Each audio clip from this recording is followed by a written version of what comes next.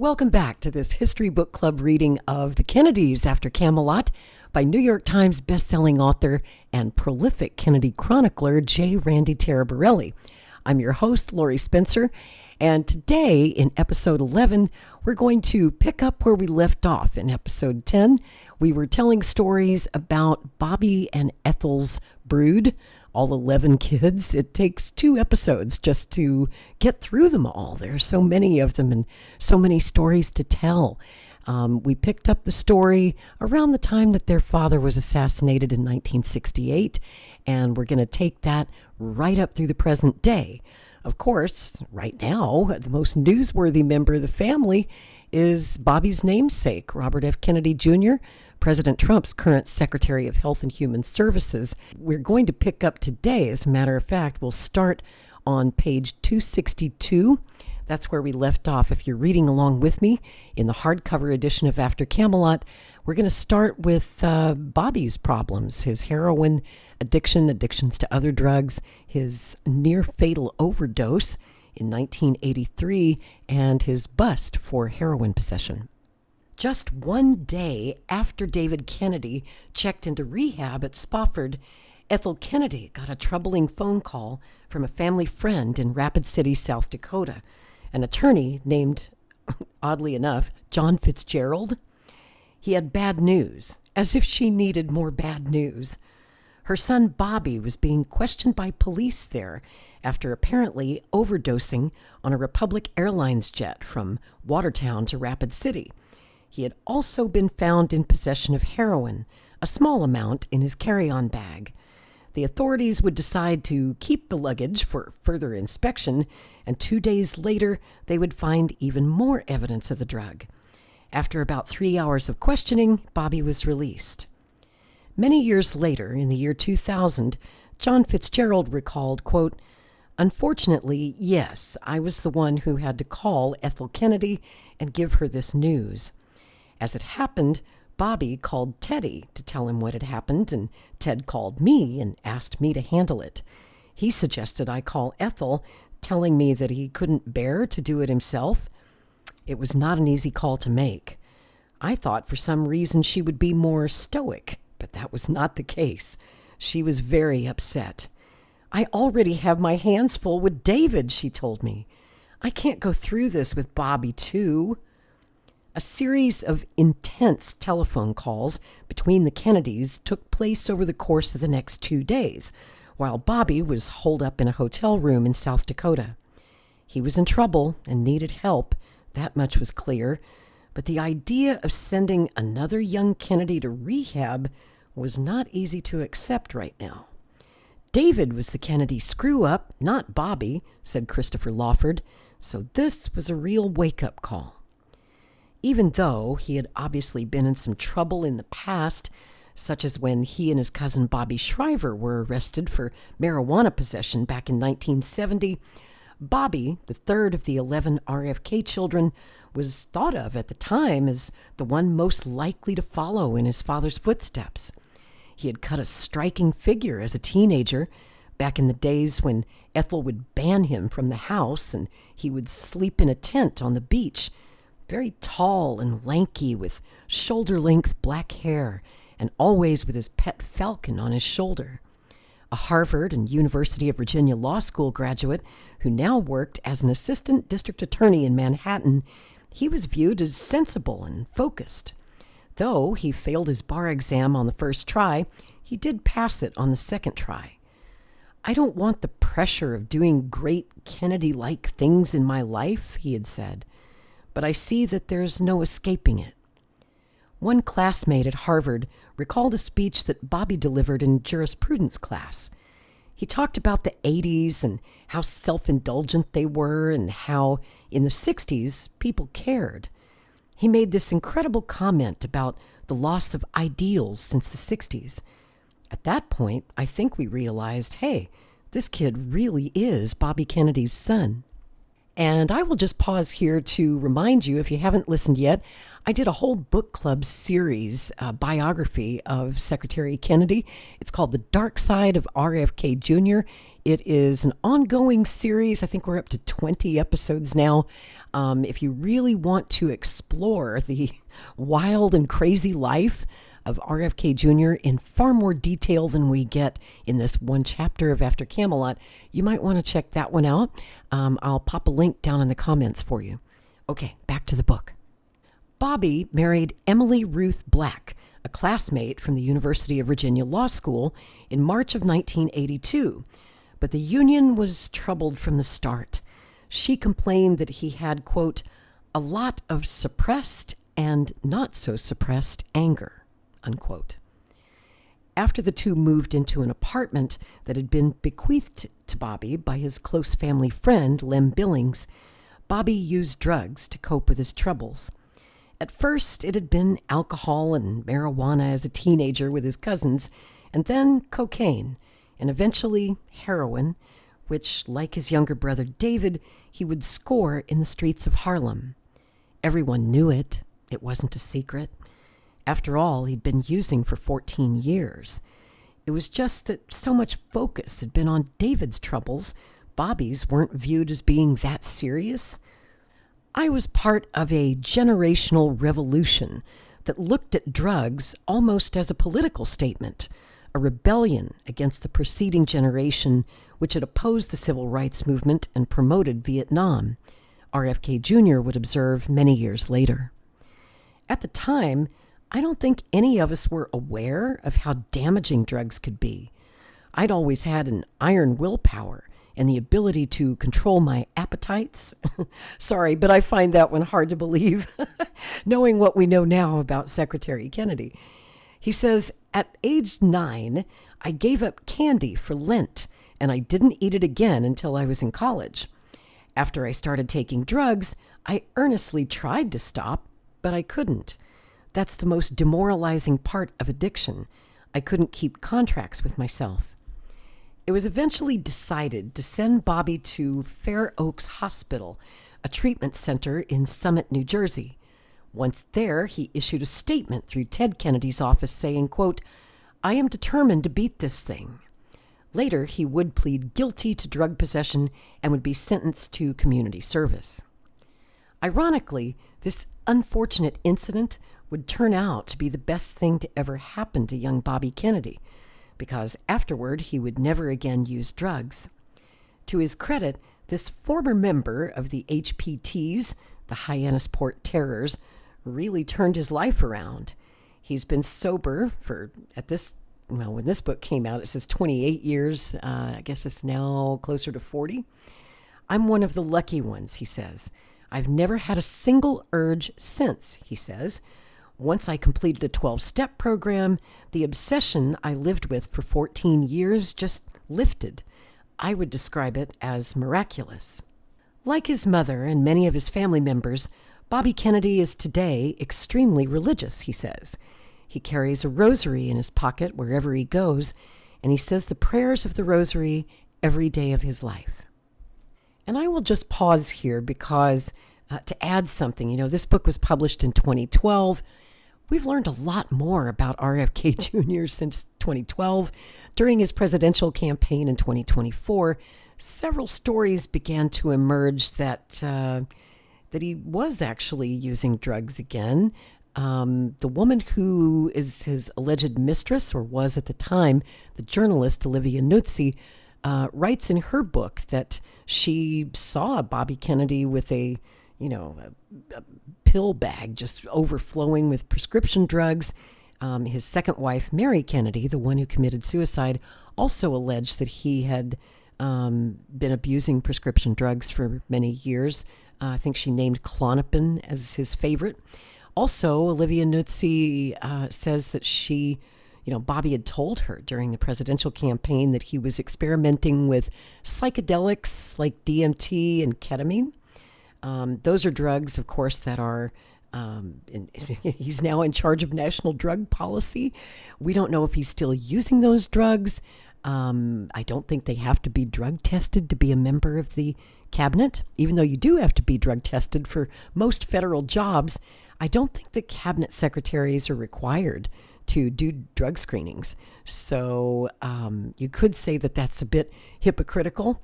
We don't know if the stories are actually true. Secretary Kennedy, of course, his usual response when asked about these allegations is no comment. So we really don't know for certain, but there have been numerous sources over the years that say his sobriety is not exactly what it appears to be, that he often misses his 12-step meetings, which he claims he goes to daily or a few times a week. And you don't really know who to believe, but I'll just put that out there. There's so much more that we've learned about RFK Jr. At the time this book was written, back in 2012, remember, Kennedy was still a loyal member of the Democratic Party. He was supporting President Barack Obama for re-election and was still a darling of the Democrat set. It wasn't until late 2024, when his presidential campaign was sputtering, that he endorsed President Donald Trump in exchange for this cabinet position that he now holds. Okay, back to the book. It was now January 1984, the beginning of a new year. I keep praying that each year will be a better one for us, Sergeant Shriver had said in his New Year's toast, while surrounded by many of the Kennedys' third generations of sons and daughters. Much of the family had convened at Sergeant and Eunice Shriver's home for a New Year's get-together, and even David was present. I hope this will be that year, Sarge said. As it happened, David Kennedy had spent much of the last 2 years in Sacramento, isolated from the family as he attempted to build a new life there, all the while continuing to do drugs and remaining as unhappy and disillusioned as ever. Ted and Ethel didn't want him to go, but his mind was made up. He wanted to be away from Hickory Hill. In some ways, Bobby's drug bust had just made things worse for him. It had been Bobby's first bust. Oh, I have to correct the author there. Looks like the editor didn't catch that mistake. It was actually Bobby Kennedy's second bust for drugs and his first time at rehab. And the family was solidly behind Bobby in a way that David envied. Bobby had been using drugs as long as David, and in David's eyes, had only been better at hiding it. So why should he now have so much family support? David really was blind to any support the family had given him. It was as if he was just too far gone to recognize it. After Bobby Jr.'s return from rehab, Ethel seemed even closer to him than before, and this probably made no sense to David either. Why was she always so angry at him, yet not mad at Bobby? Also, Bobby's recovery somehow seemed easy for him, which made David feel all the more inadequate. All of it seemed unfair, and in David's eyes, the family's typical dynamic was to always see the odds stacked against him. I'm just trying to hold this family together, Ethel had earlier told Jackie during the reception after the September wedding of Sidney Lawford, Pat's daughter, at the Kennedy compound. In truth, Ethel wasn't really doing such a bad job. If anything, David's ongoing turmoil stood in stark contrast to what was going on in the lives of his siblings by 1984. For instance, by this time, David's oldest sister, Kathleen, now 34, the first of Rose and Joseph's grandchildren, had spent almost the last 10 years raising 2 children by attorney David Townsend. She had gotten her law degree in 1978 and was working as a property program analyst at the Massachusetts State House in Governor Mike Dukakis's Office of Human Resources. David was a stay-at-home dad writing a novel. He represents the new kind of father, Eunice Kennedy said at the time. He really enjoys just taking care of the kids. The couple soon moved to Santa Fe, New Mexico, which is where 2 of their children, Megan and Mave, were born at home. There is a tradition in New Mexico that after a home birth, you bury the placenta and plant a tree over it, Kathleen explained many years later. My mother arrived the day after and looked in the icebox. "What is this?" she asked. I said, "A placenta." She said, "What's it doing in there behind the milk?" I said, "Well, there's this tradition." She went out and bought the tree and buried the placenta herself. She's open to all new experiences. David, with nothing but the knowledge of a police manual, delivered Mave himself, since no local doctor could be found who would attend a home birth. She was born in the amniotic sac, as Megan had been, a sign of great grace, according to an old midwife legend, he said. I had to chew through the sac or she would have drowned. They were then, and still are, an unconventional couple and very happy together. Unfortunately, though, there's a very sad ending to the story of their daughter, Mave. She actually did die of drowning during the coronavirus pandemic back in 2020.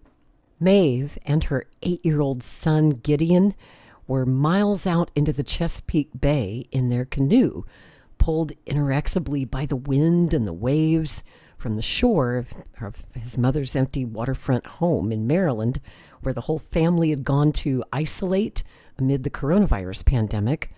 Earlier that afternoon, she and her son had been playing kickball behind the house, and the ball went into the water. Mave and her son jumped into a canoe, hoping to retrieve the ball and return to dry land. Her husband, David McKean, wrote on Facebook after the tragedy that somehow his wife of 11 years and their eldest son, quote, got pushed by wind or tide out into the open bay. The water was frigid that day, and the winds were whipping 15 to 20 miles per hour, gusting more than 30 miles per hour, and the waves and the white caps were 2 to 3 feet. A passerby saw the canoe in distress and called 911. First responders had their eyes on the canoe, but by then it was pretty far away from the pier. Mave and her son Gideon were seen several miles from the pier, drifting south in the Chesapeake Bay. Firefighters watched it as it went out of sight, and at that time they could still see Mave and her son on the canoe, but they were not seen alive again. A few hours later, divers found Mave's body in 25 feet of water, just 2.5 miles south of her mom's house. 2 days later, an underwater team found her son Gideon, also in 25 feet of water. Mave had been a human rights lawyer, former Peace Corps volunteer, and had most recently served as executive director of the Georgetown University Global Health Initiative. Her son, Gideon, his dad wrote, had a heart so big he wouldn't even sing children's songs if they contained a hint of animals or people being treated cruelly. At their memorial, their cousin Timothy Shriver said that, "I think we have the benefit of as strong a family as there could possibly be. I wish we could say it was enough. It's enough to give us strength, but it's not enough to end the pain." Such a tragic story about Mave and Gideon. Just breaks my heart. Okay, now we'll go back to Tara Borelli's book. David's older brother, Joe, 32, had married Sheila Roush in 1979 and had twin boys in early 1983. To his credit, after the accident that had paralyzed Pam Kelly, Joe really did turn his life around and stayed out of trouble for the most part. He was presently running the Citizens Energy Corporation, a nonprofit energy company started by Richard Goodwin, who had been a speechwriter for JFK and had also worked as an advisor to Bobby. Joe was toying with the idea of running for office. In 2 years, he would be elected to the House of Representatives from Massachusetts' 8th Congressional District, and it would certainly seem as if he would have perhaps the brightest political career of any of the Kennedys' third generation. Bobby Jr., now 29, had done very well in his drug rehab in New Jersey after his recent drug bust. He and his wife Emily would go on to have a boy together in 1984. That's RFK III, who has just published a book about Dr. Anthony Fauci. That book just came out. He was also very actively involved in RFK Jr.'s presidential campaign in 2024. His wife, Amaryllis Fox, was Kennedy's campaign manager. And of course, in another 4 years, his sister, Kathleen Kennedy, was born. The following year, Bobby would join the Riverkeeper organization to satisfy his 1,500 hours of community service. He worked with the group to sue alleged polluters of the Hudson River, and after his community service was completed, he would end up taking a job with the organization as its chief attorney. Bobby would also found the umbrella organization Waterkeeper Alliance. In 1994, Bobby and Emily would divorce, and he would marry his mistress, an architect named Mary Richardson, with whom he would have 4 children. In 2010, he would file for divorce from Mary after 16 years of marriage, just 3 days before she would be charged with drunken driving. And at the time that this book was published in 2012, I guess Tara Borelli probably just finished the manuscript, so it's not in here. The story of Mary Richardson's suicide. She committed suicide in May of 2012 while she and Bobby were going through this very contentious and ugly divorce. And that story, if you're interested to learn more, you can find it in episode 18, I believe, of my series, The Dark Side of RFK Jr. Mary Courtney Kennedy, better known as Courtney, 28, had gotten a job as a producer at the Children's Television Network and was now married to ABC sports producer Jeffrey Robert Rue. The marriage would be over by the late 1980s, making Courtney the first in the third generation of Kennedys to get a divorce. She would get remarried in 1993 to Paul Michael Hill, an Irishman who was wrongly imprisoned for 15 years over IRA activity, or alleged IRA activity. He was one of the Guildford Four, convicted of bombing 2 pubs outside of London. That 1993 film, In the Name of the Father, was actually based on his case, by the way. They would have 1 child together and be legally separated in 2006. Meanwhile, Michael Kennedy, 26 in 1984, had married Victoria Gifford, daughter of legendary New York Giants halfback, Hall of Famer, and sportscaster Frank Gifford, in 1981. By the beginning of 1984, they had 1 son and would have 2 more children in the coming years. In 1984, he would graduate from the University of Virginia Law School.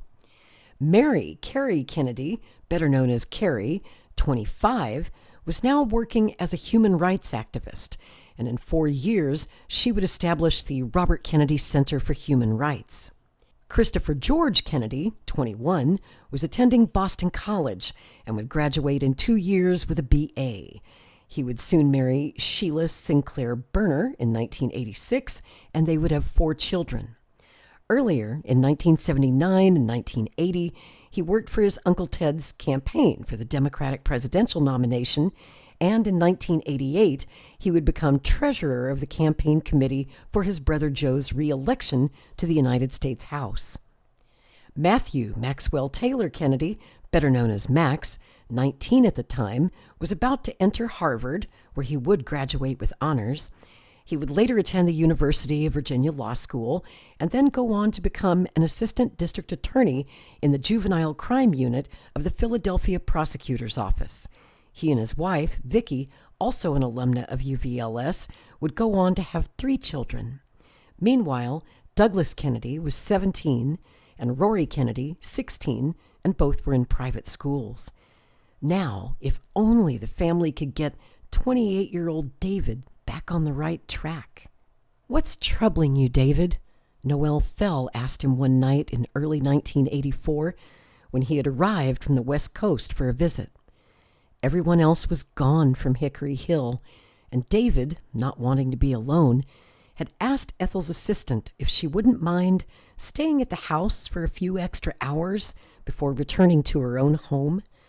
He might have been almost 30, but he was still such a little boy at heart. She agreed to stay and have dinner with him, as she often did. "Why are you so very sad?" she asked him. "Tell me the truth."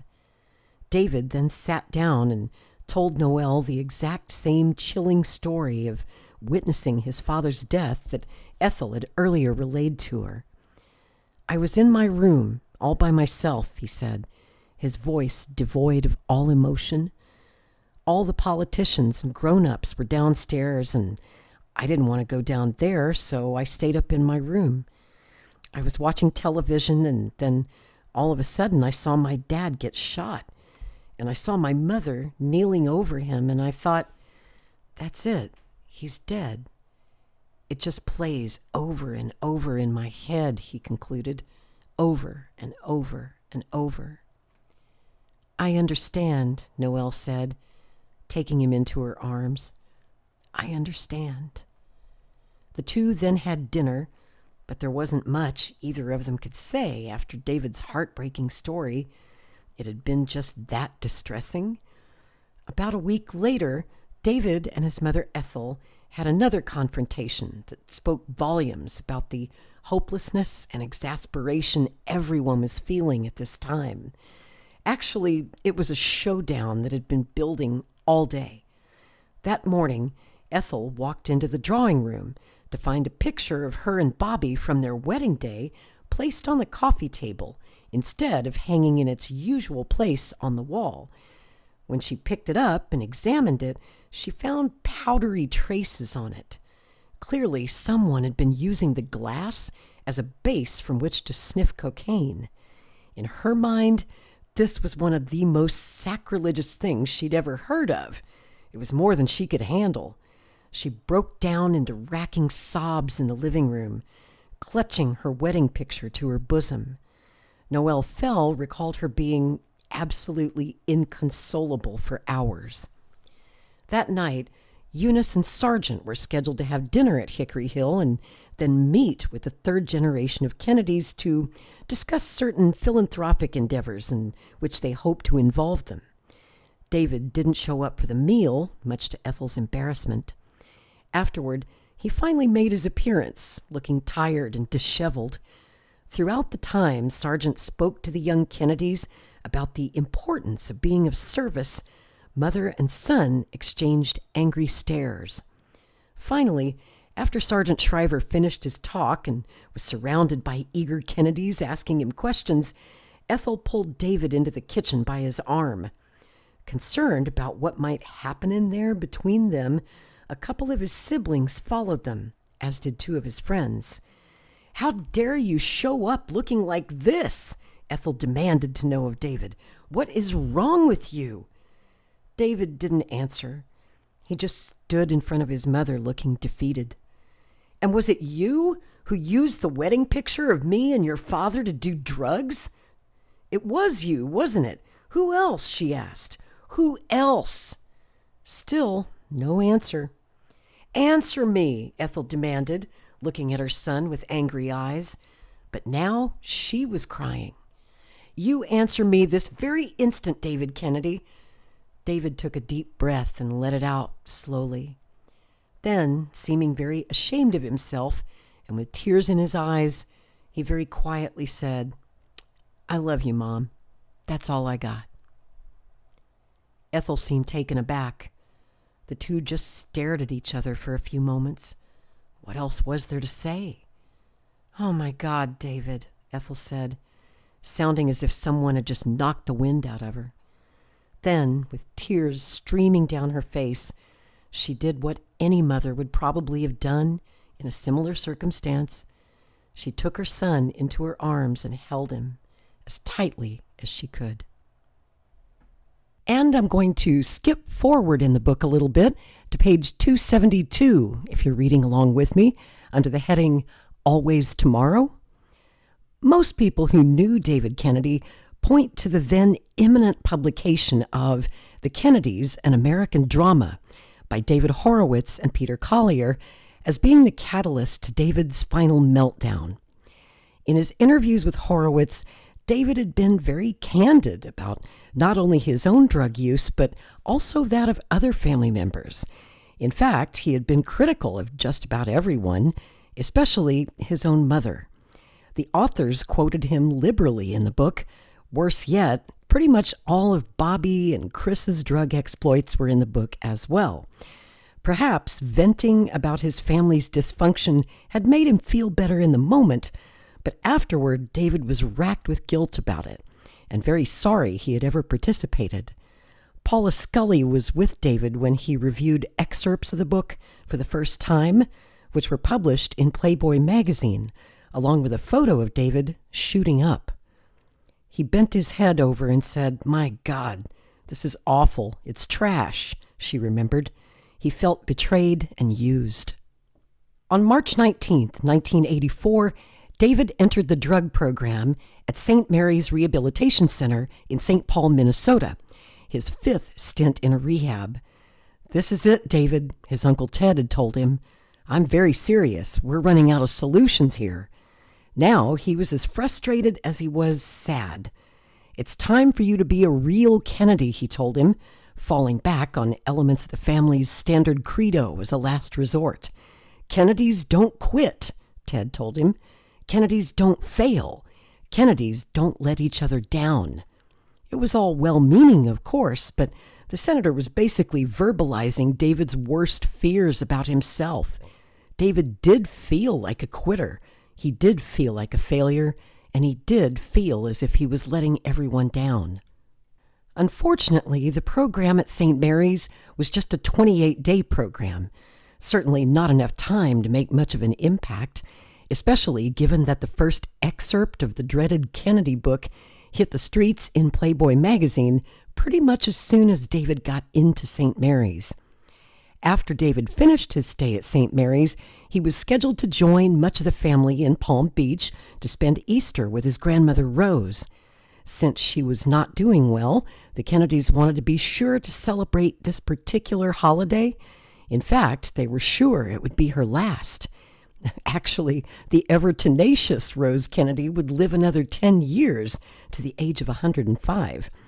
Because there were so many relatives present when David arrived on April 19th, there was no room at Rose's mansion, so David stayed at the nearby Brazilian Court Hotel and Beach Club, a luxury destination for affluent tourists, as did several of his siblings. While in Palm Beach for the next 6 days, David would visit daily with his grandmother Rose. He hadn't seen her in some time and was deeply saddened by how much she had deteriorated. He loved her, as did everyone, and hated seeing her so small and fragile and sick. Meanwhile, back in Virginia, Ethel Kennedy was still frantic as to what to do about her son. On Monday morning, April 23rd, she called her nephew, Michael Skakel. "She told me that David was back on drugs," Michael recalled. "I wasn't surprised. I didn't think 28 days at St. Mary's was going to do anything for him. She begged me to find another place for him, so I started checking around. The problem was that she didn't want me to use the Kennedy name. She was afraid that if I was canvassing rehab centers and using the Kennedy name, that it would get out, and she didn't want any more bad press about her son. She was adamant about that. You must be discreet, she told me. In the end, though, without being able to say he was a Kennedy, I couldn't get the kind of special treatment Ethel wanted for David. I might have been able to get him into a good rehab in a few weeks, but not instantly, and she wanted it now." On Tuesday afternoon, April 24th, Ethel placed 4 telephone calls to Palm Beach lawyer Howell Von Gerbig Jr., a friend of the Kennedy family. She was extremely agitated, the attorney would later recall, and wanted to know if there was anything he could think of to help David. She was at a loss, Von Gerbig said.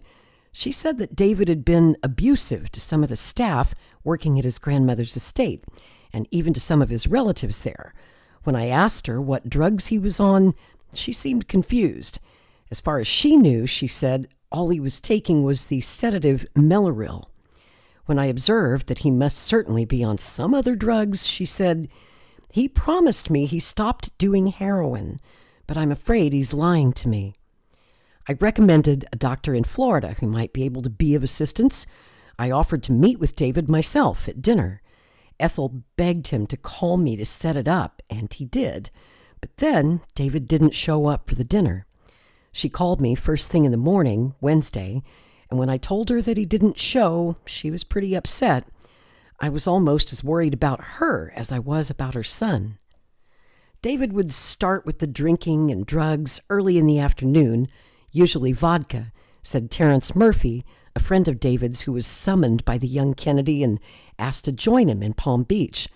I flew down and met him at a bar called Doherty's just around the corner from the hotel. It was about 1 p.m. I walked in looking for David and saw what looked like an old guy nursing a drink, sitting at the bar with his back to me. When I approached him and he turned around, I couldn't believe it was David. After the two greeted one another, Terrence took a seat next to David and asked him how he had fared at rehab.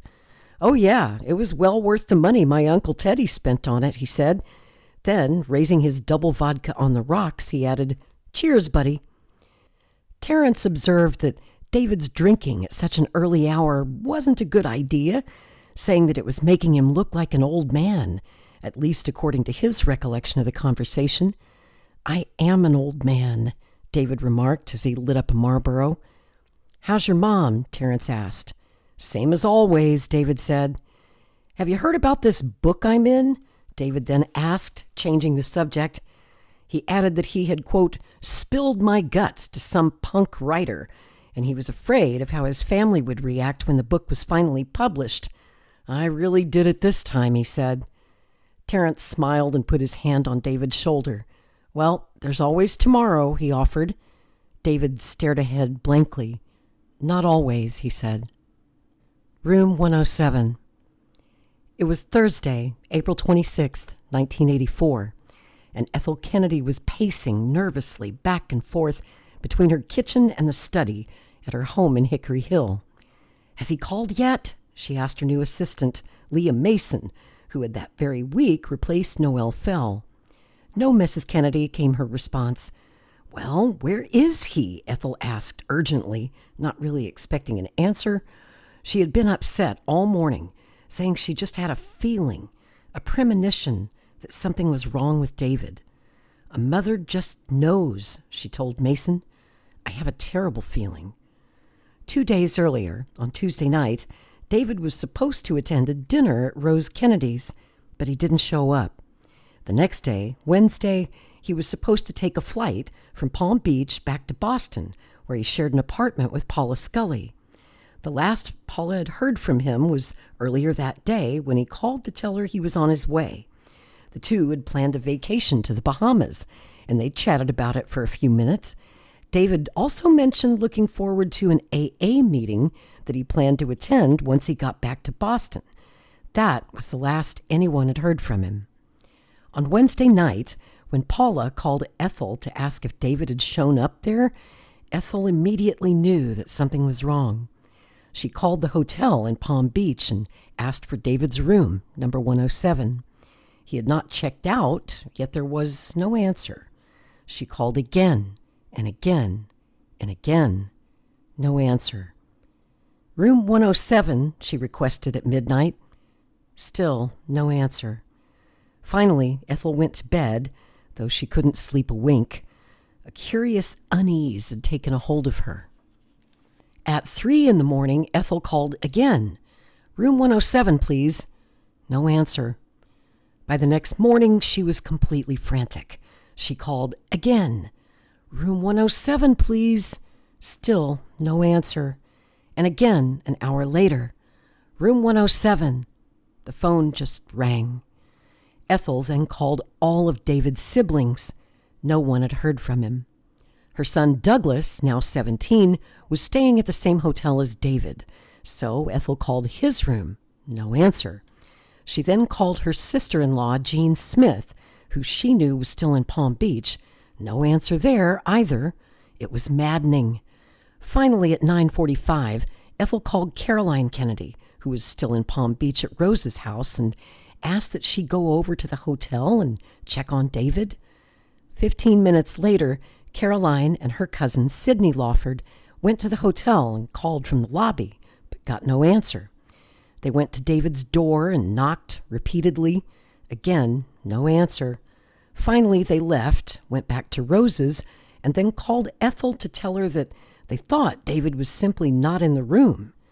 "Well, then where in the world is he?" Ethel asked Leah Mason in a total exasperation. At 10:30, Ethel called David's room again, then again at 11. Still no answer. At 11:15, Ethel's phone rang. She jumped to answer it, thinking it was David. It was Jackie. Caroline had called her mother to tell her that David was missing. The two cousins had grown very close in recent years, and Caroline was frightened. It's not known what Jackie said to Ethel, but from Ethel's side of the conversation, it seemed that Jackie was offering to send a private investigator down to Florida to find out what was going on there. Ethel thanked Jackie and said she'd get back to her soon if David didn't show up. After Ethel hung up with Jackie, Ted Kennedy called. Again, Ted's side of the conversation is unknown. However, Ethel was heard telling him, "I'm just not as strong as you are, Teddy. I'm falling apart here. I just don't know what to do." Apparently, he asked if he should come to her side. He must have been out of town, though, because Ethel's response was, "No, I can't have you come all that way just for me. I have my boys. I'm okay." She thanked Ted for the call and promised to get back to him as soon as David was located. After hanging up with Ted, Ethel just crumpled into the leather chair behind her mahogany desk in the study and stared into a cup of cold black coffee as she said the rosary. When she finished, she began waxing nostalgic about her son to Leah Mason. "I remember when David got the idea to collect sand in little plastic baggies and sell them to tourists as Kennedy sand for $1 a bag," she said with a smile. "Oh, I was so mad at him for that," Ethel said. Then, after a beat, she added, "I wish now I had not been so mad." She sighed deeply. Why was I always so mad? Taking a deep breath, she then reached for the phone on the desk and dialed the number to the hotel once more. In Palm Beach, Josephine, secretary to the hotel's manager, picked up the phone. "This is Mrs. Kennedy again," Ethel said. "I'm sorry to keep bothering you, but no one has heard from my son, David. I've called his room repeatedly. My niece was just at your hotel and said there was no answer at his door, so I need someone to get into room 107 and make sure my boy is not in there." "Of course, Mrs. Kennedy. Would you like me to call you back?" "No," Ethel said. "I'll stay on the line. Could you do it now?" she asked. "Of course." I put her on hold and took a deep breath, Josephine would recall many years later. Call it a mother's instinct, because I have my own kids, but I knew. For some reason, I just knew. I sent a desk clerk and a porter up to the room. 5 minutes later, the desk clerk called me from the room, nearly hysterical. She had found him lying on the floor between the twin beds that appeared to have not been slept in. He was wearing cut-off denim shorts and a pink, long-sleeved, preppy-looking shirt and white sneakers. His packed green duffel bag was nearby on the floor. A red light on his telephone was flashing, indicating that he had messages. From his body position on the floor, David looked as if he'd been trying to get to the phone. The desk clerk knelt next to him and touched his face. It was cold. She felt for his pulse and his neck, and then at his wrist. There was none. He's gone, she told me, very upset. "He's dead." Oh my God, I thought. How am I ever going to tell this to Mrs. Kennedy? I said a quick prayer and got back on the line. "Mrs. Kennedy," Josephine said into the receiver, "we have to call you right back because we have to call the paramedics right now." "Oh no," Ethel exclaimed. "Oh my God, no. What happened? Is he okay?" "I promise we will call you back." With that, Josephine quickly hung up the phone before she could be asked any more questions. Meanwhile, at Hickory Hill, Ethel Kennedy and Leah Mason sat in the study, just staring at each other with fear in their eyes. 10 minutes later, the phone rang. Ethel grabbed for it. It was Gerald Beebe, an executive from the hotel. "Mrs. Kennedy," he began, according to his memory, We found your son. The paramedics have arrived and... Ethel interrupted him. He's dead, isn't he? She asked. Her voice wasn't small and fearful. Rather, it was demanding and forceful. She wanted to know the truth, and she wanted to know it now. Yes, Mrs. Kennedy, came back the answer. I'm afraid so, ma'am. Your son is dead. At that, Ethel Kennedy let out a sickening wail. Oh, dear Jesus, she exclaimed. No, no, no. A couple of days after his death, about 40 of David Kennedy's family members and friends gathered at Hickory Hill to view his emaciated-looking body in one of the mansion's many elaborately appointed drawing rooms. Almost everyone seemed to be present: Ted and Joan, Jackie, Pat, Eunice and Jean and their husbands, Sargent and Stephen, as well as all of David's siblings and many people closely connected to the Kennedy family. His brothers and sisters looked stricken. If only David had known how much we loved him, a saddened Joe later said. But I don't understand how he didn't know it. That's just who we are, especially the brothers. I mean, who is closer than the Kennedy brothers? The thing we have, only we brothers understand it, and we just always know it's there. I just don't understand how he didn't know it. I just don't.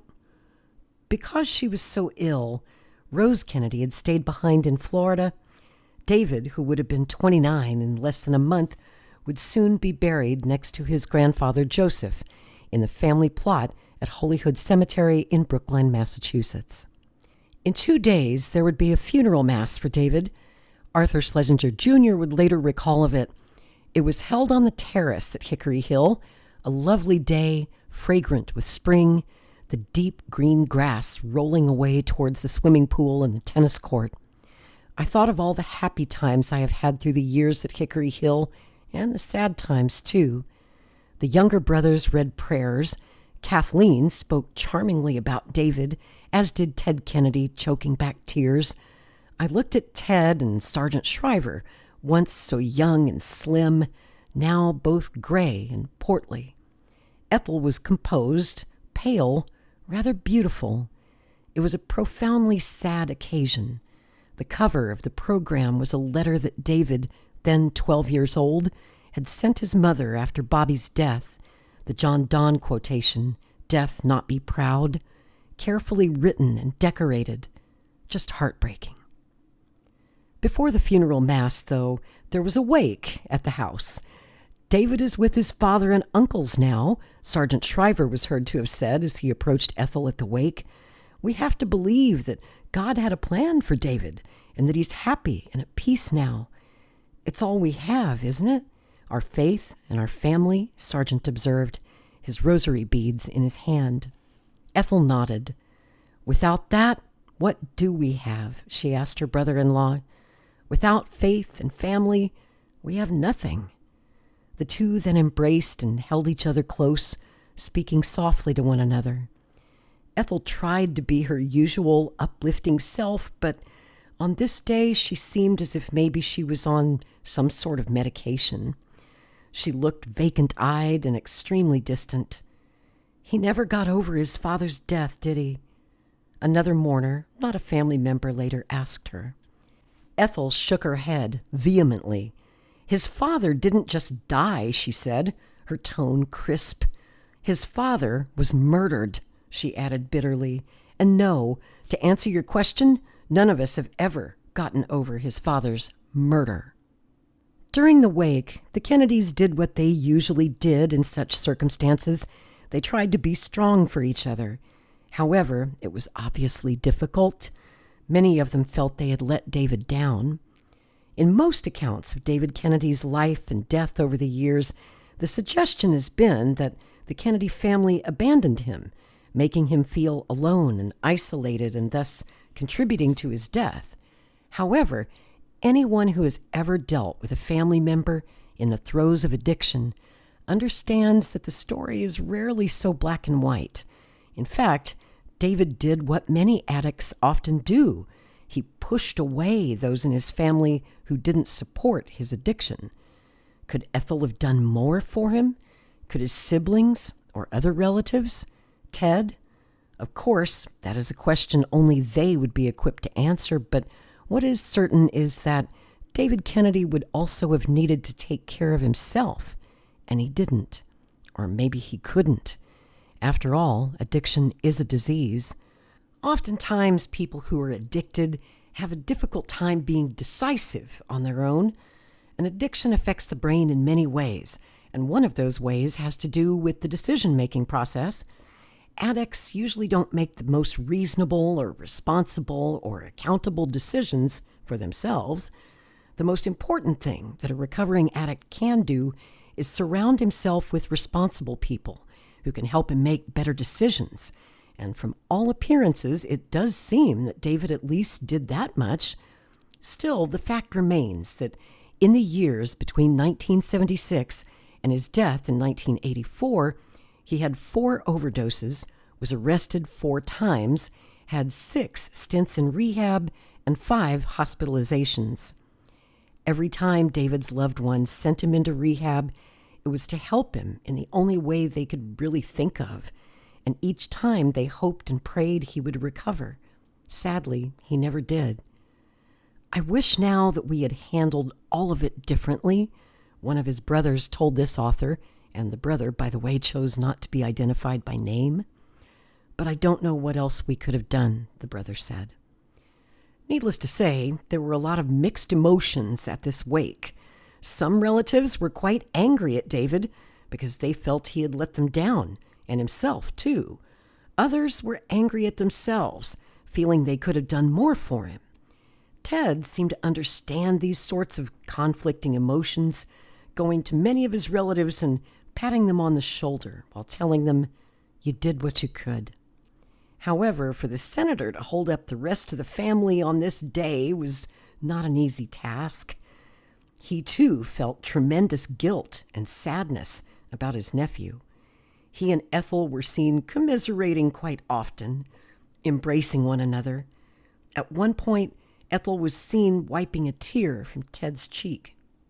Trying to shake it off, Ted eventually did what he often did at weddings and funerals. He led the crowd in a rendition of the family's favorite song, When Irish Eyes Are Smiling, but it was half-hearted at best. At the end of the family wake, Ethel asked that she be allowed to spend a few final moments alone with her son, the son she seemed to be unable to reach in life.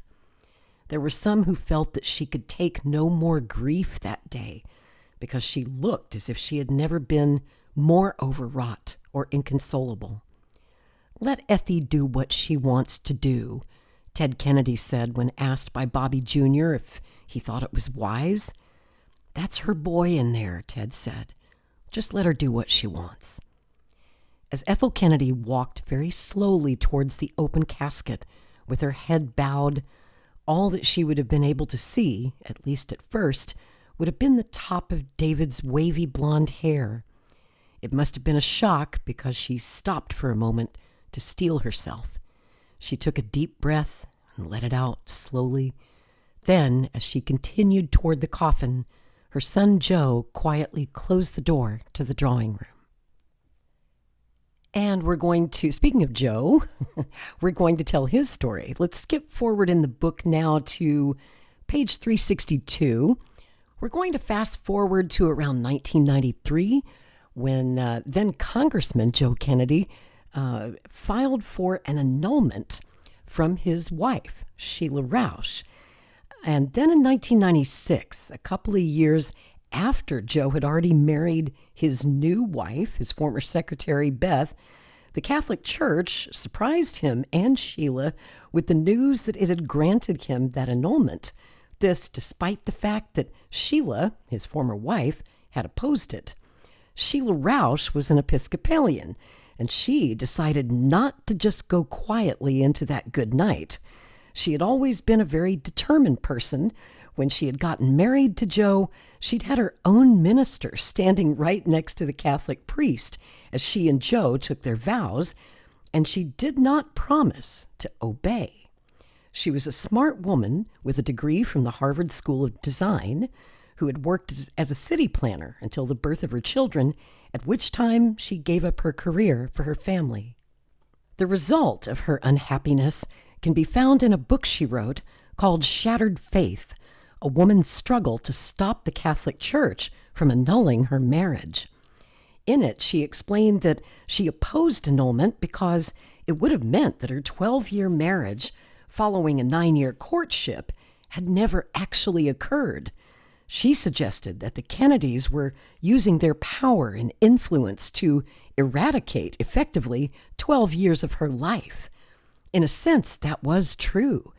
Generally, the Kennedys, when faced with an obstacle preventing them from doing what they wanted, would find a way around it.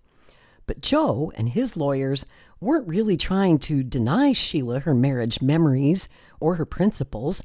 In fact, Joe looked at the whole thing as Catholic gobbledygook, or at least that's what he told Sheila.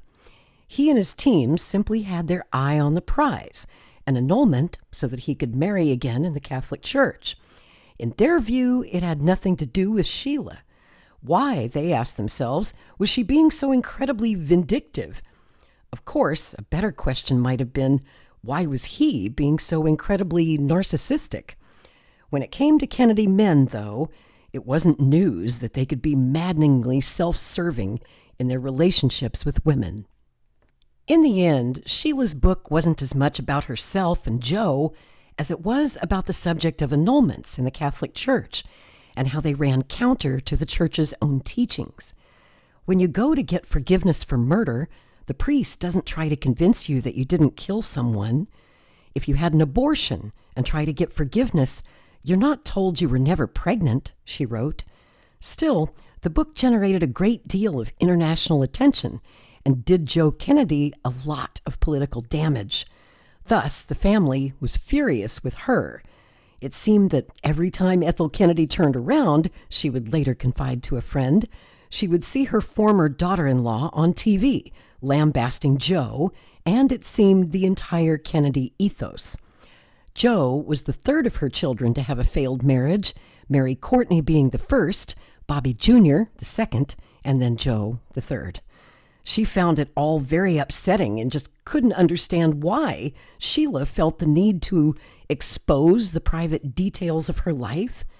Joe seemed set to become the next governor of Massachusetts, but after his ex-wife's story became public knowledge, and at the same time, the story of his younger brother Michael's relationship with a 16-year-old babysitter, he was forced to withdraw from the race. It was a shame, said his supporters, because he had been such a devoted public servant and an exceptional congressman. He was invested in many human rights causes, such as the development of low-income housing and of programs to encourage banks to subsidize the renovation of poor neighborhoods. But the American press, in particular, came down hard on Joe, helping to shape and even reflect public opinion against him. It was as if the public had finally had enough of the Kennedy men's apparent mistreatment of women, and people weren't going to tolerate it anymore. Within the family, though, Ethel and many other Kennedys joined her in this feeling, just felt that Sheila was being selfish, that she was putting her own concerns before the greater good. For goodness sake, why couldn't she be more like Joan? Ted was particularly unhappy about it, said one Kennedy family advisor. I was in his office when Joe came in for a meeting of strategists to figure out how to handle the Sheila matter. It's way out of control, Ted told his nephew Joe, according to the source. You gotta shut her up, Joe. Shut her up. I can't shut her up, Joe told his uncle. What the hell am I supposed to do, Uncle Teddy? You just call her and tell her to shut up, Ted said, raising his voice. I don't see what the problem is. He may have been the new and improved Ted in a lot of ways, but there was still a male chauvinist in him who, from time to time, would make an appearance. You don't understand women, Joe said. They don't just do what you tell them to do anymore. This isn't the 1950s. The last thing Ted needed to do was to try to incite Joe, though. Joe's anger issues were always a matter of concern, and had certainly contributed to the end of his marriage with Sheila. "Well, your wife has done a shitload of damage," Ted said. "This is a disaster." Joe had to agree. In truth, Sheila Rausch was just telling her story, which it could be argued she had every right to do, and there was nothing the Kennedys could do about it. She and Joan Kennedy were very different types of women from two very different generations. Joan was used to being discreet, to keeping the family's secrets. She was from the golden age of Camelot, when every time she opened her mouth and revealed something she shouldn't have, such as when she mentioned to reporters that Jackie wore wigs, or that JFK's back was so bad he couldn't even pick up his children, she felt terrible about it. She loved the Kennedys and would always put their needs above her own. That was just her personality, her character. Even when she gave interviews to women's magazines about her sobriety, she never trashed Ted. However, Sheila was a modern-day woman with strong convictions that had very little to do with what might have been in the Kennedys' best interests and everything to do with what she felt was right and fair to her and to her children. Whereas Joan could be counted on to be a model of Camelot discretion, Sheila could not. "There was a whole conspiracy of silence," Sheila Rausch recalled. "I was being told Kennedy wives don't talk, but they were having it both ways. First, Joe's saying we were never married. Then he's saying I'm supposed to be quiet because I was once a Kennedy wife. So I had to speak. I wasn't going to tell all, but I was going to speak in an appropriate and responsible way. Two different women, two different approaches to the same problem. One whom the family had a great deal of respect for, and the other about whom the family couldn't have been more unhappy. The one thing they had in common, though, was that their marriages to Kennedy men were anything but easy. Joan's problems were well known by everyone, and Sheila had her own set of private issues with Joe, many of them quite familiar to Joan, most of which still remain unknown to the world, because Sheila chose not to reveal them in her book. In the end, Sheila Rausch proved herself to be every bit as formidable as the Kennedys and their team of lawyers and priests, because she managed to get the annulment overturned by the highest appellate tribunal of the Roman Catholic Church in 2005. Joe could appeal the decision, but the story had already done so much damage to him, personally and politically, that he decided to just leave well enough alone.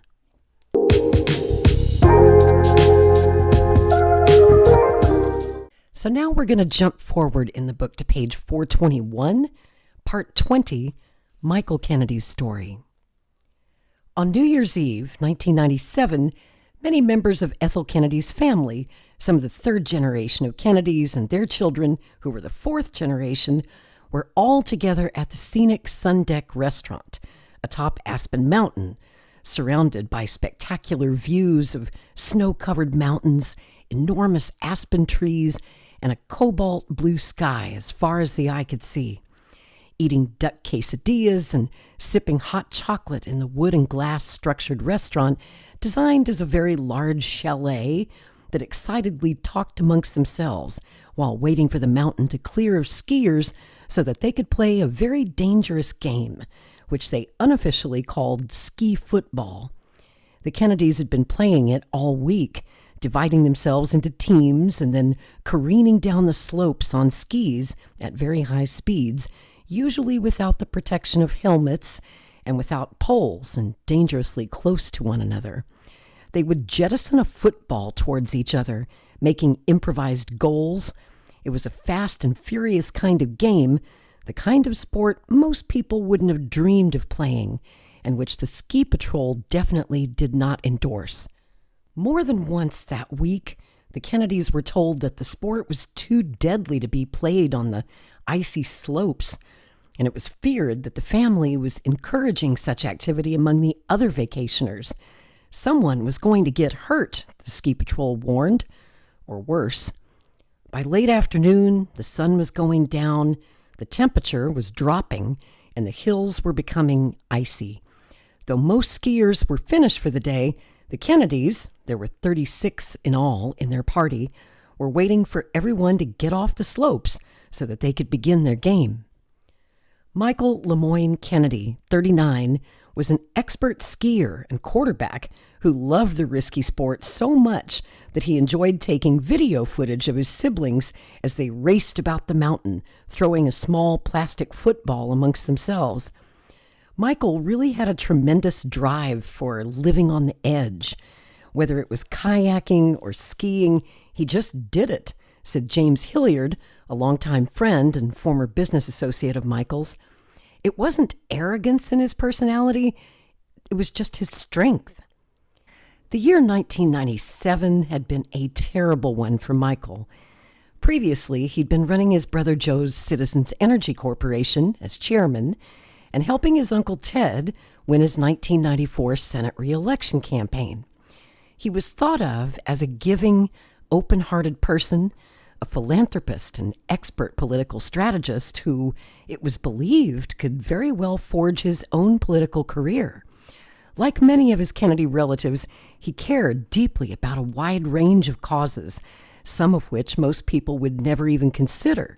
For instance, he was a founding board member of the Angola Education Assistance Fund and had traveled often to Angola, where he helped open a Roman Catholic university. He had also helped to fund loans to female-owned businesses in Ecuador and even operated a company that provided heat to 150 homeless shelters in Boston. He was also scheduled to begin work on Joe's campaign for governor of Massachusetts, a campaign that would have to be abandoned because of the public spectacle of Joe having asked his ex-wife, Sheila Roush, for an annulment. Coinciding with Joe's high-profile scandal, unfortunately, would be his own. In April 1997, Michael was accused of having had a sexual affair with the family's former babysitter, allegedly beginning when the Massachusetts girl was just 14 years old. It was an awful and, for some, unbelievable accusation. Yet, from all available evidence, it did seem to be true, and it was made even more disturbing by the fact that his wife, Victoria, reportedly found him with the girl in one of the bedrooms of their enormous Harborside home back in 1995. Michael and Victoria Kennedy were so close to the parents of the girl in question, they had attended the inauguration of Bill Clinton together. Understandably, everyone was quite shocked, hurt, and angry. As a result, Kennedy's entire life seemed to implode. The incident would eventually mark the end of his 16-year marriage to Victoria, which had resulted in 3 children, Michael, Kyle, and Rory. She actually stayed with him after finding him with the girl in bed, hoping that the marriage could somehow be repaired. Michael explained that he'd been under the influence of alcohol when he bedded the babysitter and promised to get help. He then sought professional treatment for his alcoholism in 1995 and, a year later, for sex addiction. But he then continued seeing the girl, who was very mature for her young age and, from most accounts, also in hot pursuit of Michael and being intimate with her. When Victoria found out about that, she had finally had enough and left him. What was so strange about the situation to many people inside the family's circle was that Michael Kennedy had always been such a level-headed and reasonable person, not given to the errors of some of his siblings and cousins. However, something seemed to have snapped in him in 1994. It's not known what, and he began drinking heavily and becoming extremely depressed. Eventually, Michael admitted that he had been intimate with the young girl, but said that she was 16, not 14, when he first started having sex with her. She was 19 when the story broke. Apparently, the two had been involved for several years, to the complete astonishment of Michael's entire family. He passed 3 polygraph tests with his version of events, which didn't make the relationship any more acceptable, but at least it didn't rise to the level of statutory rape, according to the laws of Massachusetts.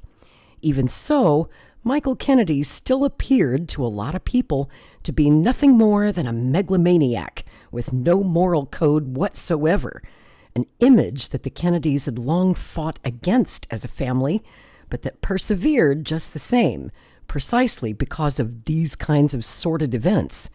To people who thought that the Kennedys played by a different set of rules and didn't care what others thought, this episode was all they needed to prove their belief.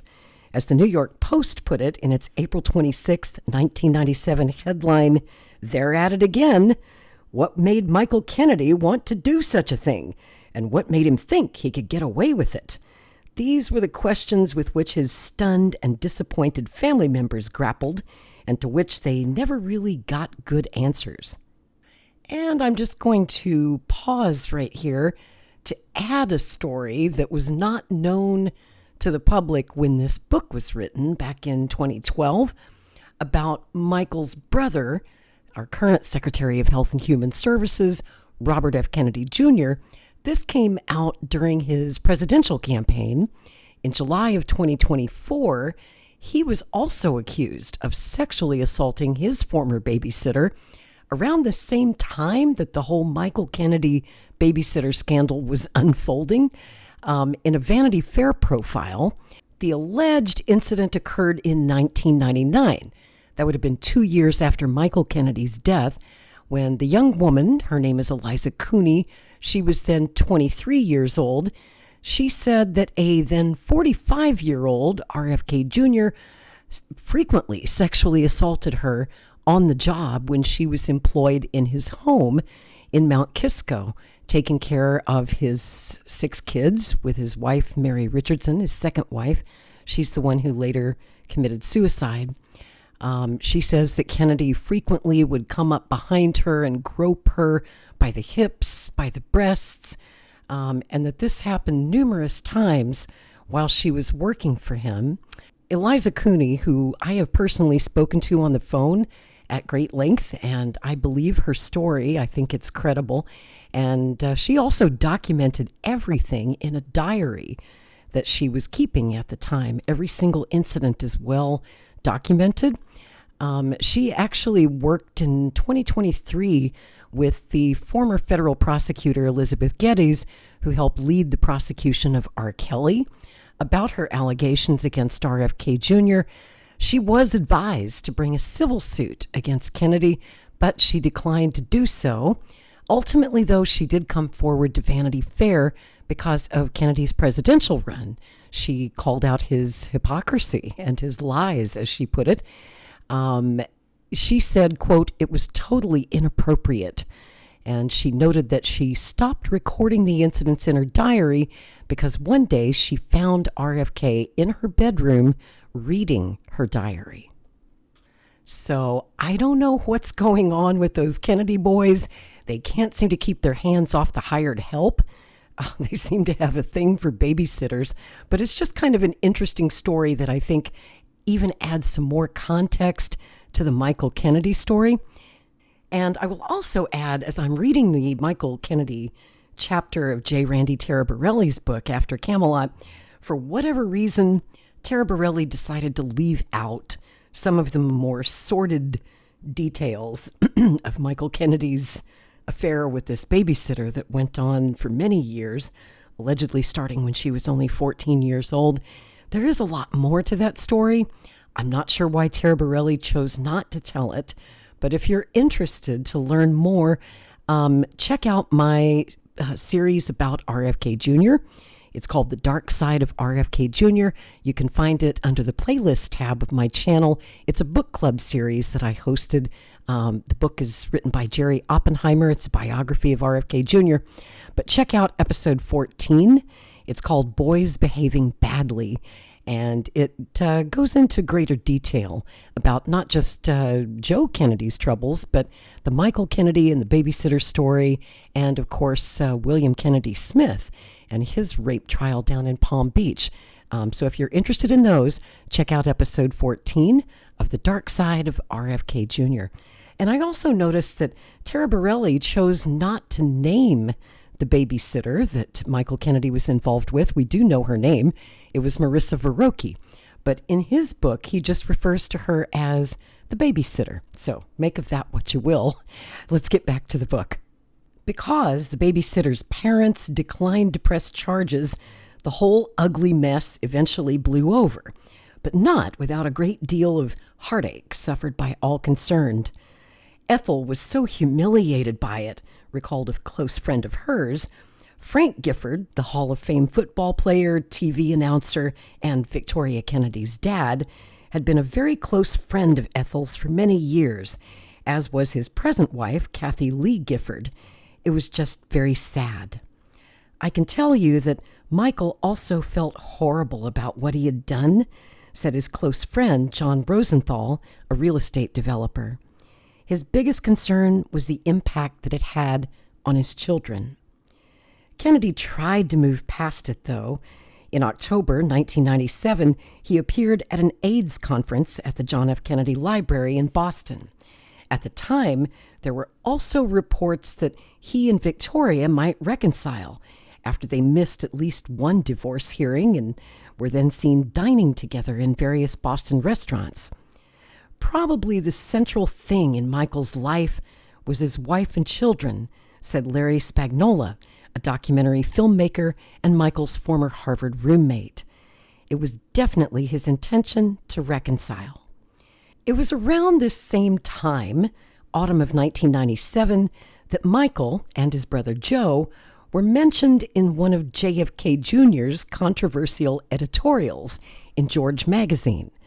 In an effort, it has to be assumed, to be provocative, John Kennedy Jr. posed apparently nude for the photograph that accompanied the essay, showing only his limbs, chest, and face as he pondered a dangling apple. The headline was, "Don't sit under the apple tree." I've learned a lot about temptation recently, but that doesn't make me desire any less, John wrote somewhat cryptically.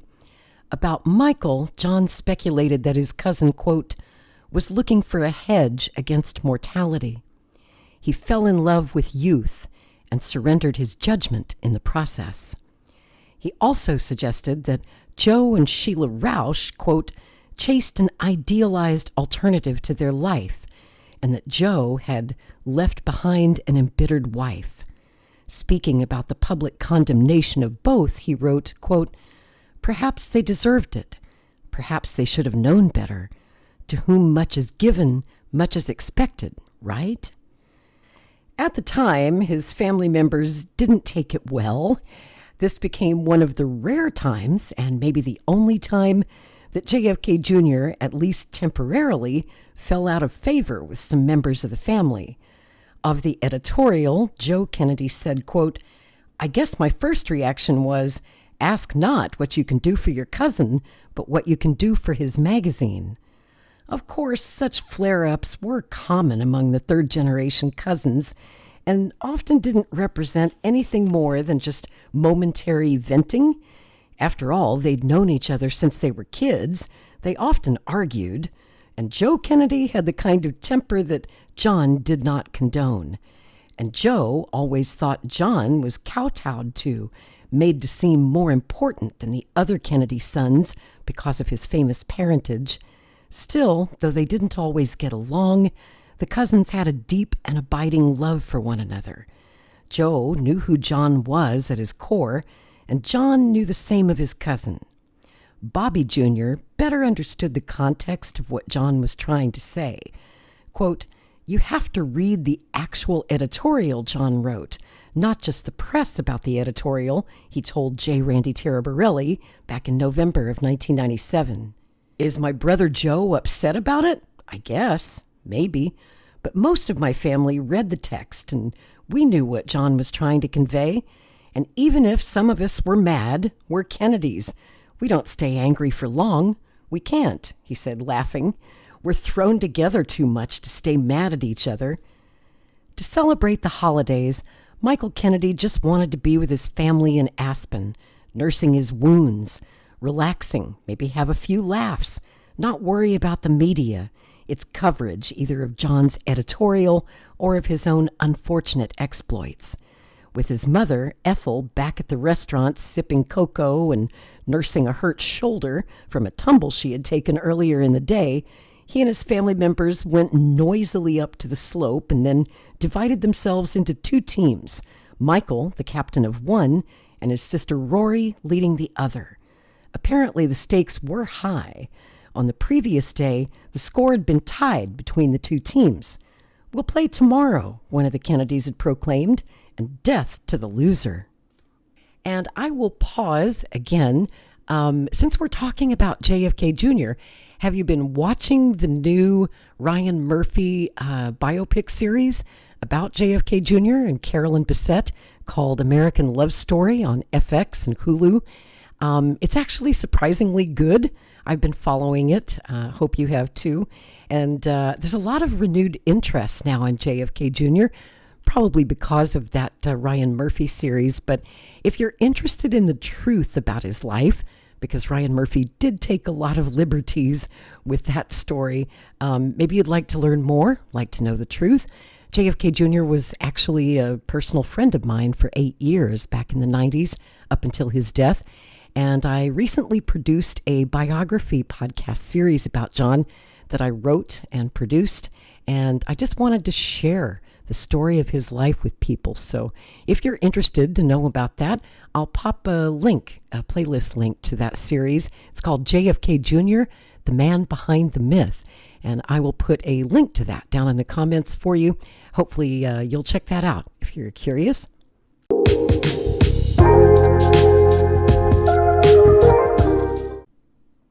Oh my God, not again.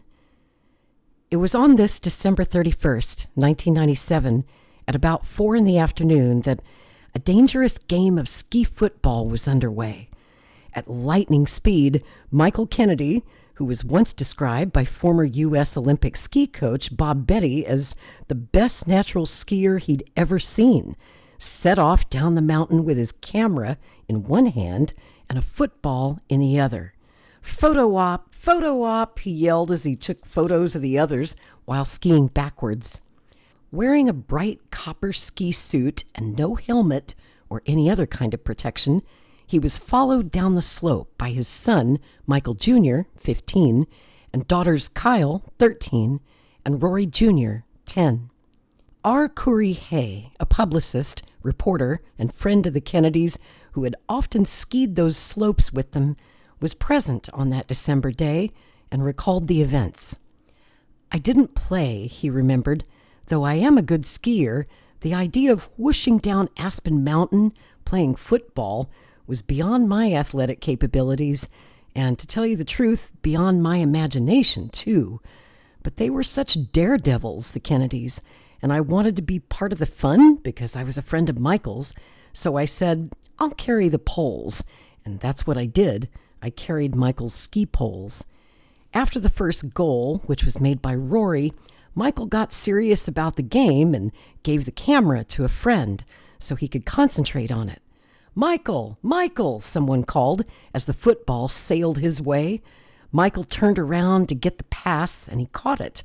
But in doing so, a terrible thing happened. He veered off the trail in his determination to catch the pass and slammed into a massive spruce tree. It was awful. His skis hit the tree first, then his head hit, and he just crumpled like a rag doll and fell backward onto his back. The crash was as loud as a head-on collision of cars. It was traumatic to witness. I was about 20 feet away, and I got to him as fast as I could, but I knew the truth immediately. I knew he was dead.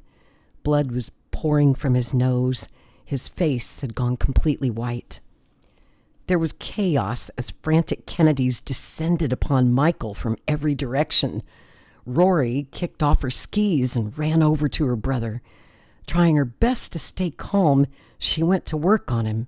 "There's no pulse," she screamed out. "There's no pulse. Somebody's call the ski patrol." She then laid Michael on his back, pried his bloody mouth open with her fingers, and began giving him mouth to mouth. Counting off 1, 2, 3, 4, she breathed into his mouth and pounded on his chest, trying to get his heart moving again. "I've got a pulse," Rory exclaimed.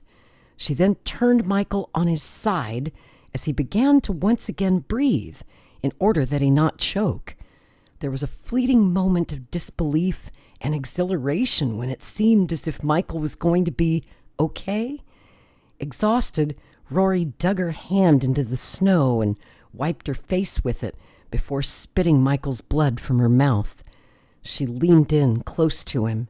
"Michael," she said to her brother through her tears, "now is the time to fight. Don't leave us," she begged him. "Do not leave us, Michael, please, please." Meanwhile, each of Michael's 3 crying children made the sign of the cross and fell to their knees. No one told them to do so. It just somehow came naturally to them, as if by instinct. As they kneeled in the snow and prayed, our Curry Hay recalled, their prayers were interrupted with their cries of, "Please, God, not my daddy, not my daddy." "Our Father who art in heaven," they began to pray, and they continued to pray and weep, along with all of the others present, until the paramedics arrived and began working on Michael. Finally, Rory gathered up the children and told them to think good thoughts as the paramedics fit Michael with a cervical collar and put him into a toboggan, covering him with a yellow blanket. "Let's go pray for Daddy," she told them through her tears. "When I came upon him, it didn't look like he was aware of anything," says Davis Factor, an LA photographer who was skiing that day and stopped to help. "I don't think this guy knew what hit him." At this point, I started to back away from the scene because I realized that this was an intensely personal and tragic family moment, recalled R. Corey Hay. As the toboggan took Michael down the slope, I took the poles and slowly skied behind the toboggan. It was eerie, unbelievably sad. Michael Kennedy was dead by the time they got him to the hospital. The official cause of death listed as massive head and neck trauma. In an instant, another Kennedy life was over. It was impossible to reconcile. "Oh my God, not again," Ethel Kennedy cried in the hall outside of the emergency room as she fell into her daughter Rory's arms. Of course, there was a great deal of media coverage about the latest Kennedy family tragedy, much of it focusing on what was perceived by many critics as Michael Kennedy's reckless behavior, suggesting a kind of hubris that makes the family feel somehow invincible. It's actually a reductive and simplified way of looking at them. Yes, they are a big family that enjoys adventure, which obviously puts them in danger from time to time. It could be said that their passion for sports runs a close second to their passion for politics. However, much of the press about Michael's death suggested that he was just the latest Kennedy killed while engaging in some sort of sporting activity, as opposed to the truth, which is that he was actually the first. As for real risk-taking, of course, most of the family will admit to a certain amount of it, but not so much in terms of their participation in sports as in what they have done as public servants. An explicit or implied understanding that a life lived with such risk is inexcusable and unjustified, noted Brother Max Kennedy. It is true that my father took risks, but it is also true that nothing can ever be achieved without risk. In a book on the literature of ancient Greece, he underlined a sentence that read, "Life for him was an adventure, perilous indeed, but men are not made for safe havens." When Max Kennedy and most of his other family members think of risk-taking, they think of his father exploring the bottom of a communist-controlled mining operation in Santiago, Chile, in order to get a better understanding of the dangers faced by people working there, or traveling to South Africa during a time in the 1960s when apartheid was simply unheard of by most Americans, or going to the Mississippi Delta to assist in aiding starving children, or meeting with gang members after the Watts riots, or prosecuting some of the world's most notorious mobsters. But sports activities? While risky, they don't necessarily rise to the standard any Kennedys would consider particularly perilous. Maybe a more accurate explanation, although it too is weak, can be found in the notion of the so-called Kennedy curse, which encompasses all of the tragedies the family has suffered, something Sergeant Shriver once dismissed by saying, "So be it." The Kennedy curse is what screamed out of Newsweek's cover, with a photo of Michael and a headline that read, "Another reckless life and tragic death." As to whether or not Michael's death was the result of carelessness, maybe that was a different story. But even there, one would find some debate. One witness to the accident, an experienced skier named Ted Wyden, recalled, "I felt they were asking for trouble. I like having a distance of about 25 to 50 feet around me when I ski," he said. "And these people, some of them were skiing at an arm's distance from each other. It was just way too close. They were cutting each other off and barely missing each other on their way down. I remember thinking they were playing a very dangerous game. I didn't know they were Kennedys, by the way. I just knew they were a rowdy group of people playing a crazy game. And by the way, never in my life had I ever heard of playing football on skis. I told the friends I was with, look, let's just stay as far away from those people as possible." Just as my group was getting ready to move down the side, down the hill comes one of the guys from that group, full steam ahead and just barely missing one of my friends. And he sailed right by us without a care in the world. I waved my fist at him and screamed out, "Hey, come on, slow down." Some of Michael's friends rose to his defense when magazines quoted witnesses as saying they thought the Kennedys had been out of control.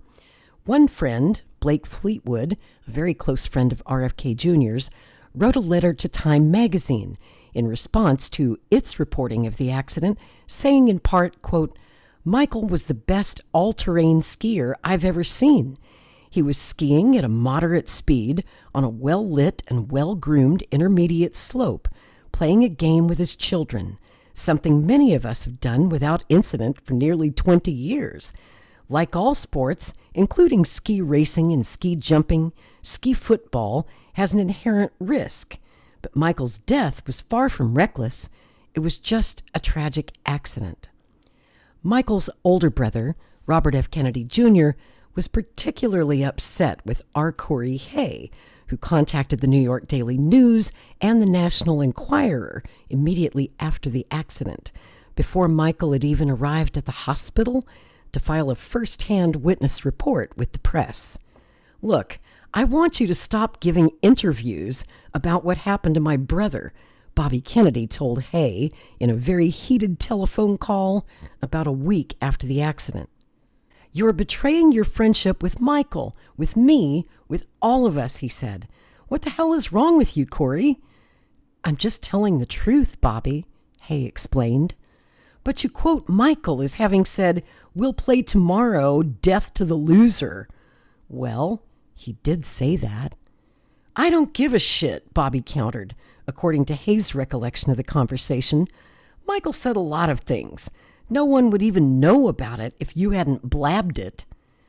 "I'm a reporter," Hay said in his defense. "This is my job. You guys can't control the news." "Jesus Christ, don't give me that bullshit," Bobby said, exasperated. "You contacted the press before Michael was even at the hospital. That's terrible, man. Bottom line," Bobby concluded, "is that my mother wants you to knock it off." "But your mother is quoted in Time magazine as having had a conversation with an official at Aspen Ski Corporation asking her to stop the game." "What?" Bobby exclaimed. "That's a lie. My mother never talked to anybody, Bobby said. All of these stories are ridiculous. Stop talking to the press, dude. I'm serious. I can't promise that, our Corey Hayes said, holding his ground. If I can save one life, one limb, one child from being hurt by calling attention to ski safety, I think it's my responsibility to do that. Fine then, Bobby Kennedy Jr. said, sounding defeated as he hung up the phone. The funeral mass for Michael Kennedy was held at Our Lady of Victory Church in Centerville, a Cape Cod community near Hyannisport. It was the same church in which Caroline Kennedy, Sidney Lawford, and Kara Kennedy had all gotten married. The service also included the reading of letters from President Bill Clinton, Coretta Scott King, widow of Reverend Dr. Martin Luther King Jr., and Nelson Mandela, the president of South Africa. Andy Williams, who began the funeral by singing Ave Maria, later recalled, quote, "I don't know what it was about this Mass, but this one was so hard. Maybe it was because some of us old-timers were just getting older, and this kind of thing involving the younger generation was just so hard. In fact, I think that was probably it. You get to a point where it just becomes too much, and I think that's how we were all feeling that day. I barely got through the song, I have to say. I was standing up there looking out at Ethel, and it was incredibly difficult. Certainly no sight could have been more heartbreaking than that of 14-year-old Michael Kennedy Jr. struggling to hold up the front of his father's coffin after the Mass, and then breaking down into racking sobs after the casket was loaded back onto the hearse. I just remember John F. Kennedy Jr. holding Michael Jr. in his arms with all of his might, said Gary Andover, another family friend who was at the funeral. Though Michael's brothers were feeling somewhat better by the time everyone got to Holyhood Cemetery in Brookline, there was no avoiding the overwhelming sadness of seeing the mahogany coffin that held Michael's body ready to be lowered into the cold ground. Michael was to be buried with his favorite football and a medallion that marked 3 years of sobriety for him. Everyone was in such absolute shock and feeling such tremendous grief, you couldn't even speak, said football star Brian Holloway, a friend of the family's who attended the services. With him was his daughter Kerry, named after Kerry Kennedy, who was also her godmother. We just put our arms around each other because there weren't any words, he said. I was standing right next to John Jr. at the family plot where David Kennedy was also buried. John and I looked at each other and nodded sadly, and then I put my arm around his shoulder. He did the same to me, put his arm around mine, and we just stood there in disbelief that this terrible thing had happened to someone so young and so athletic and so full of life as Michael. I went over to John, who was standing with Carolyn Bissett, Gary Andover recalled. Carolyn had her hair pulled severely back from her face into a little bun with just light makeup on. Her eyes were very, very red. She looked bereft and incredibly thin, though my memory of her was also that she moved with such grace and that she somehow reminded me of Jackie. Both she and John were dressed in black. They seemed devastated. 2 weeks later, I saw photographs of them from this awful day in some ridiculous tabloid being used to illustrate how unhappy they were in their marriage, which was most certainly not what was going on that day. I'm so very sorry that your family has to go through this again, Andover told John as the three of them walked away from the cemetery, Carolyn at John's side. I know, John said. It sure seems unfair, doesn't it? I'm really worried about my Aunt Ethel. I gotta tell you, she doesn't look good to me right now. Gary agreed and put his arm around John's shoulder as they continued walking. You know, John said, his voice sounding very weary, they say the Lord doesn't give you any more than what you can handle. Yep, that's what they say, all right, Gary agreed. John stopped walking. Then, with a small, weak smile, he gazed up at a gray winter's Cape Cod sky and said, "Okay, Lord, the Kennedys have had enough now, thank you." And I think that's a good place to leave the story. And of course, John and Carolyn themselves would be taken from us just 2 years later when their small plane carrying themselves and Carolyn's sister Lauren crashed off the coast of Martha's Vineyard in July of 1999. So I'm going to leave it there until we meet again on the next episode of The Kennedys After Camelot. I'm Rory Spencer. Thank you so much for listening.